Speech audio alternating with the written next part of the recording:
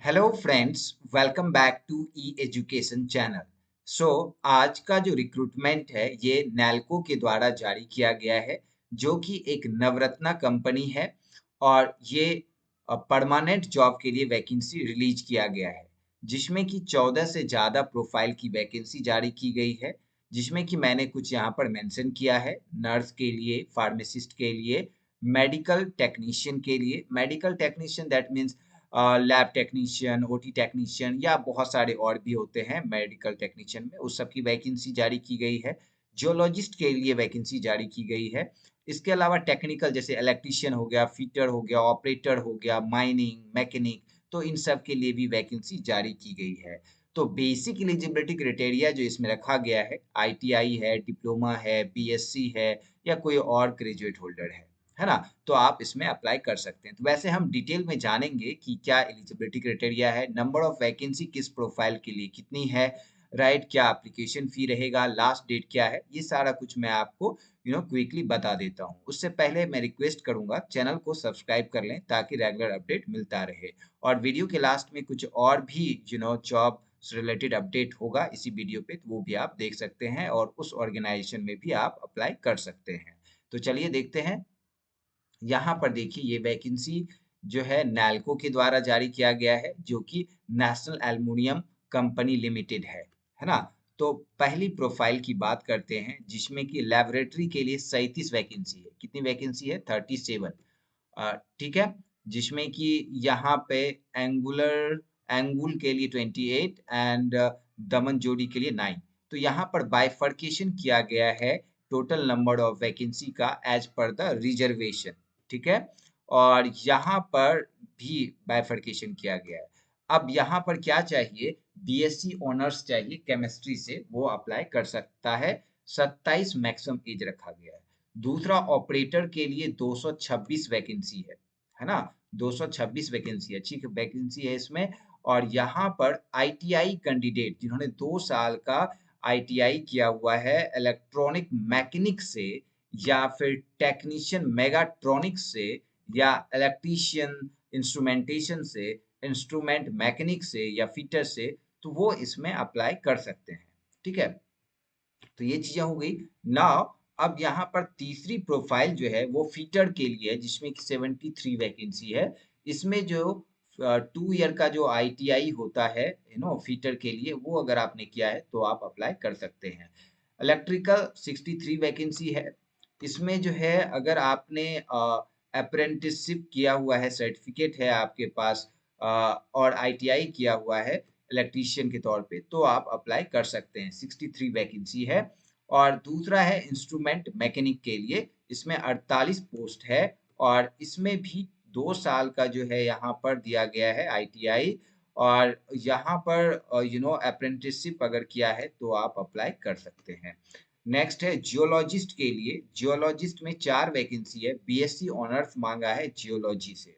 ठीक है। इसके अलावा यहाँ पर ऑपरेटर है, जिसमें कि 10th के बाद अगर आपने आईटीआई किया है 2 साल का एमएमवी में या डीजल मैकेनिक ट्रेड में, तो वो इसमें अप्लाई कर सकता है। इसमें दिया है first aid training certificate desire है, तो फर्स्ट एड सर्टिफिकेट ट्रेनिंग आपके पास होना चाहिए, तो ये मिल जाता है, it's not a big deal, है ना? आप कर सकते हो क्विकली। तो माइनिंग के लिए 1 वैकेंसी है, जिसमें कि diploma in mining, mining engineering with valid mining foreman certificate of competency, right, वो अप्लाई कर सकता है। इसमें 28 एज रखा गया है, बाकी सभी में 27 है। माइनिंग में 15 वैकेंसी है। इसमें भी जो है यू नो 10th के बाद वैलिड माइनिंग मेट सर्टिफिकेट चाहिए। कॉम्पिटेंसी यहाँ पर बीइंग इशूड बाय द डीजीएमसी। ठीक है। और फर्स्ट एड सर्टिफिकेट का भी आपके पास सर्टिफिकेट होना चाहिए। इसके अलावा मोटर मैकेनिक के लिए यहाँ पर 22 वैकेंसी है। आईटीआई अगर आपने मोटर मैकेनिक में किया हुआ है, अप्रेंटिसशिप का सर्टिफिकेट है, तो आप अप्लाई कर सकते हैं। नेक्स्ट है ड्रेसर कम फर्स्ट एडर। ठीक है। 5 वैकेंसी है इसमें। फर्स्ट एड सर्टिफिकेट आपके पास होना चाहिए। ड्रेसर के तौर पे आपने काम किया हो हॉस्पिटल डिस्पेंसरी में।